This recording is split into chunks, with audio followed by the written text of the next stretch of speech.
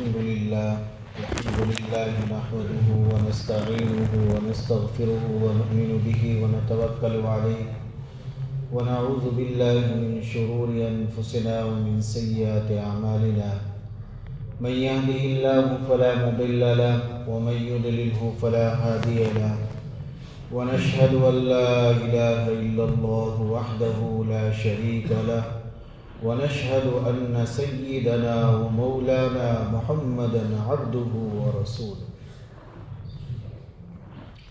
أما بعد فأعوذ بالله من الشيطان الرجيم بسم الله الرحمن الرحيم حاميم والكتاب المبين إنا أنزلناه في ليلة مباركة إنا كنا منذرين فيها يفرق كل أمر حكيم صدق الله العظيم. وعن علي بن أبي طالب رضي الله تعالى عنه قال قال رسول الله صلى الله عليه وسلم إذا كانت ليلة النصف من شعبان فقوموا ليلها وصوموا نهارها رواه ابن ماجہ. محترم بزرگوں اور بھائیوں، جیسا کہ آپ سبھی کو معلوم ہے کہ یہ شعبان کا مہینہ چل رہا ہے.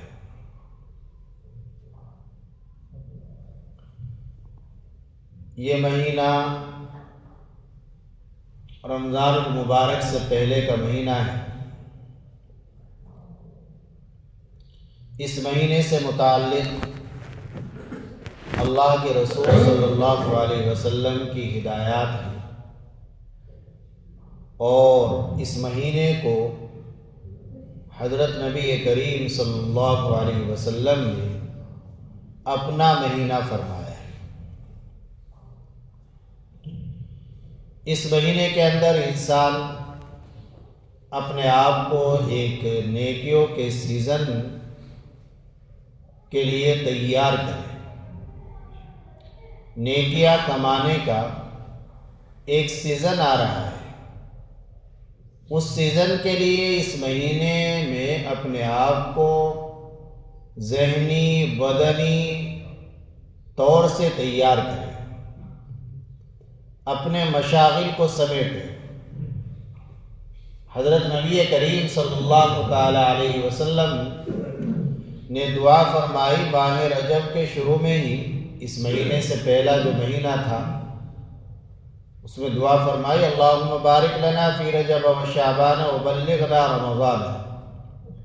کتنی فکر اور کتنی قیمتی چیز ہے رمضان کہ دعا فرما رہے ہیں کہ اللہ رجب میں شعبان میں برکت عطا فرما اور رمضان المبارک تک ہمیں خیر و عافیت کے ساتھ پہنچا.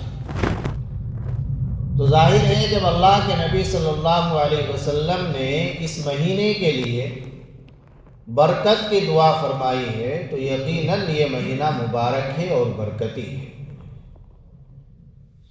یہ ایک مہینہ بڑا برکتی مہینہ ہے. ہمیں اس مہینے میں تیاری کرنی ہے رمضان المبارک کی.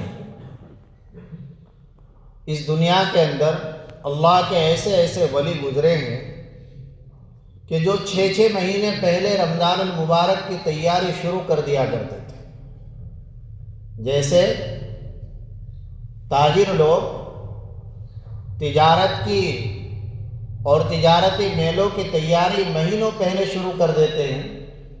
مال بنواتے ہیں، آرڈر کرتے ہیں، جگہ کی تلاش کرتے ہیں، آدمیوں کا انتظام کرتے ہیں.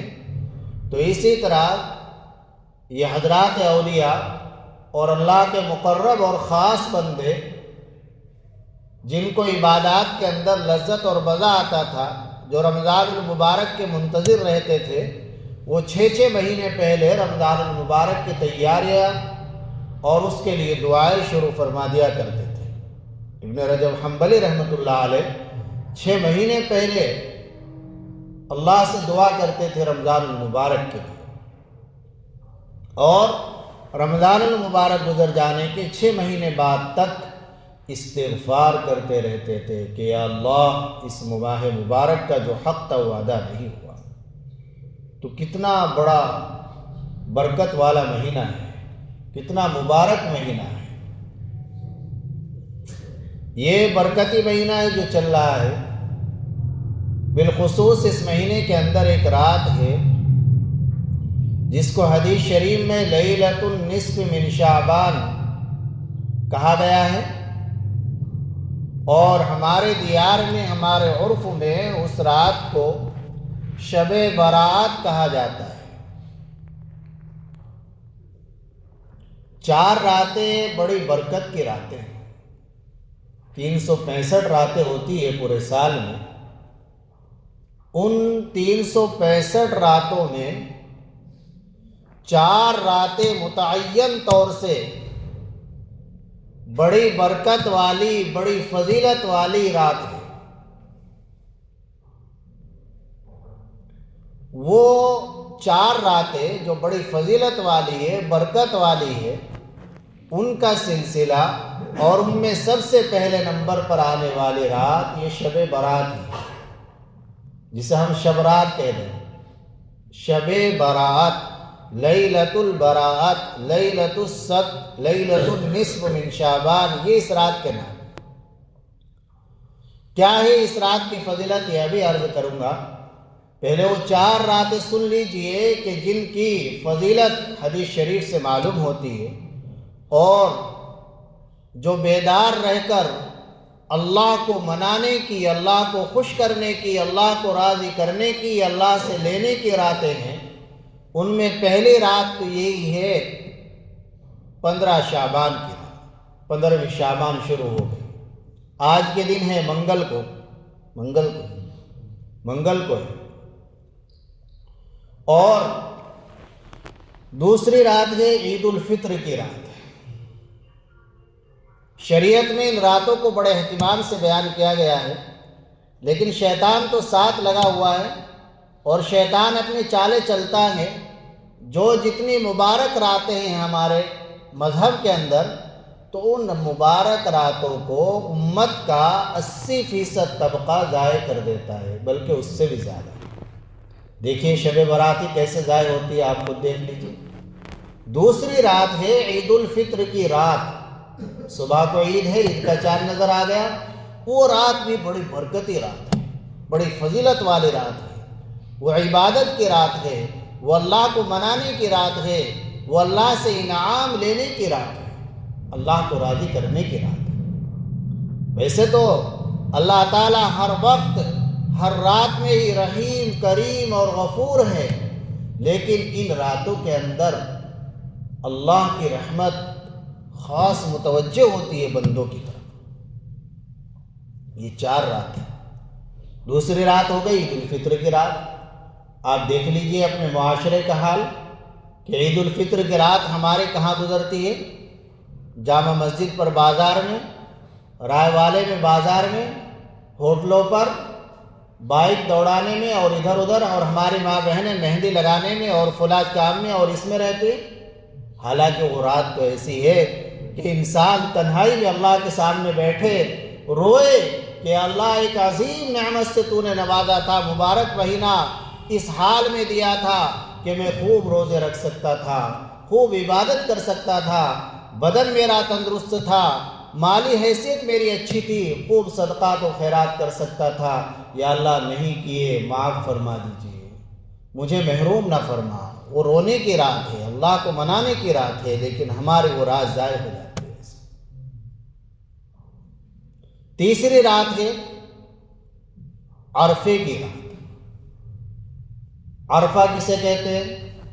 جس دن حج ہوتا ہے، 9 ذی الحجہ کی رات۔ رات میں عبادت، دن کا روزہ، وہ رات میں مبارک رات ہے۔ اور چوتھی رات ہے بقرعید کی رات، 10 ذی الحجہ کی رات۔ یہ 4 راتیں متعین طور سے فضیلت والی ہے، برکت والی ہے۔ اب کوئی کہے کہ جی ایک 5ویں رات آپ بھول گئے، شاید لیلۃ القدر بھی تو ہے، شب قدر رمضان میں۔ جواب ہے بھولے نہیں۔ بے شک لیلۃ القدر کو قرآن کریم میں 1000 مہینوں سے بہتر فرمایا گیا ہے، بڑی برکت والی رات ہے، لیکن وہ رات متعین نہیں ہے کہ وہ کون سی رات ہے۔ وہ رات متعین نہیں ہے۔ تو اسے تو پورے آخر عشرے میں تلاش کرو، پورے رمضان میں تلاش کرو، لیکن یہ 4 راتیں تو متعین ہے، ان کو تو متعین طور سے عبادت میں گزارو۔ تو ان میں سے سب سے پہلی رات جو فضیلت اور برکت والی ہے وہ ابھی آ رہی ہے، شب برات۔ اسے شب برات کیوں کہتے ہیں؟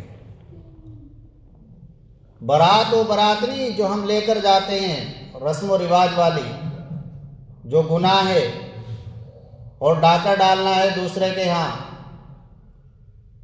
شریعت کے خلاف ورزی ہے، ایک رسم ہے غیروں کی۔ براءت عربی لفظ ہے، اس کے معنی ہے بری ہونا۔ شب کے معنی ہے رات، تو شب براءت کے معنی ہوئے بری ہونے کی رات۔ اب کیا مطلب بری ہونے کی رات؟ 2 مطلب، علماء نے 2 مطلب بیان کیے۔ ایک تو یہ کہ اللہ کے وہ بندے کہ جو سرکشی میں اترے ہوئے ہیں، اللہ کی نافرمانی میں لگے ہوئے ہیں، گناہوں پر اصرار ہے، گناہوں پر بزد ہیں، گناہوں سے توبہ نہیں کر رہے ہیں، شراب پی رہے ہیں، جوا کھیل رہے ہیں، اور آپس میں لڑائی جھگڑے کر رہے ہیں، طرح طرح کی عیاشی اور فحاشی میں مبتلا ہیں، اللہ کی طرف دھیان و توجہ نہیں ہے، تو اللہ تعالیٰ ان سے بری ہے۔ جس گھاٹی میں جا کر چاہے جو چاہے، اللہ ان سے بری ہو جاتے، جاؤ تم جانا، تمہارا کام جانا۔ اللہ کی رحمت ان پر متوجہ نہیں ہوتی۔ اور دوسرا مطلب یہ ہے، شب برات کی دوسری وجہ یہ ہے کہ اس رات کے اندر اللہ تعالیٰ بہت سے گناہ گاروں کو اپنی رحمت خاصہ سے جہنم سے بری فرماتے ہیں۔ وہ لوگ جو اپنے گناہوں کی وجہ سے، اللہ کی نافرمانیوں کی وجہ سے جہنم کے مستحق اور حقدار ہو چکے تھے، اللہ رب العزت اس رات میں ان کو جہنم سے براءت کا پروانہ نصیب فرماتے ہیں۔ چنانچہ ابن ماجہ شریف میں روایت ہے، حضرت علی بن ابی طالب رضی اللہ تعالی عنہ فرماتے ہیں کہ رسول اللہ صلی اللہ علیہ وسلم نے فرمایا کہ جب شعبان کی 15ویں رات آئے تو اس رات میں عبادت کرو اور دن میں روزہ رکھو۔ رات میں عبادت کرو اور دن میں روزہ رکھو۔ اور آگے اس رات کی فضیلت بیان فرماتے ہوئے ارشاد فرمایا کہ اس رات میں غروب شمس کے بعد سے ہی اللہ تعالی آسمان دنیا پر نزول فرماتے ہیں، اور اللہ تعالیٰ کی طرف سے یہ ندا اور اعلان کیا جاتا ہے، الا من مستغفر لی فاغفر لہ، ہے کوئی مجھ سے مغفرت طلب کرنے والا، ہے کوئی گناہ گار، ہے کوئی جس نے ہماری نافرمانی کر رکھی ہو اور وہ نادم اور شرمندہ ہو کر ہم سے معافی چاہتا ہو، ہم اس کو معاف کریں۔ اللہ خود اعلان فرما رہے ہیں۔ آپ سوچئے، اللہ تو اتنے رحیم ہے، اتنے کریم ہے، آدمی 1000 نہیں، لاکھ نہیں، کروڑاں گناہ کر کے سچے دل سے ایک مرتبہ کہہ دے یا اللہ میری توبہ، نہ ایک کہ صرف اللہ اس کو معاف فرما دیتے ہیں، اللہ اسے اپنا چہیتا بھی بنا لیتے ہیں۔ آپ دنیا میں دیکھیے، اگر کوئی آدمی سخاوت میں مشہور ہے، لوگوں میں اس کا شہرت ہے کہ آدمی بڑا سخی ہے، جو اس سے طلب کیا جاتا ہے وہ دے دیتا ہے۔ اب اگر وہ کسی دن یہ اعلان کر دے کہ آج مجھ سے جو مانگے گا، جو مجھ سے جو کہے گا میں اسے وہ دے دوں گا، تو کیا اس کے اس اعلان میں کسی طرح کا کوئی شک کیا جائے گا؟ ہرگز نہیں، ہرگز نہیں۔ تو اللہ رب العزت جو سخیوں کے سخی ہیں، کریموں کے کریم ہے، اللہ اعلان فرما رہے ہیں ہے کوئی مغفرت چاہنے والا میں اس کی مغفرت کروں۔ الا مسترزق فارزقہ، ہے کوئی روزی طلب کرنے والا، الا مسترزق فارزقہ، ہے کوئی ایسا جس کا کاروبار ٹوٹا ہوا ہو، روزی کے مسئلے سے پریشان ہو، میں اس کے روزی کے مسئلے کو حل کروں۔ ہے کوئی مصیبت زدہ،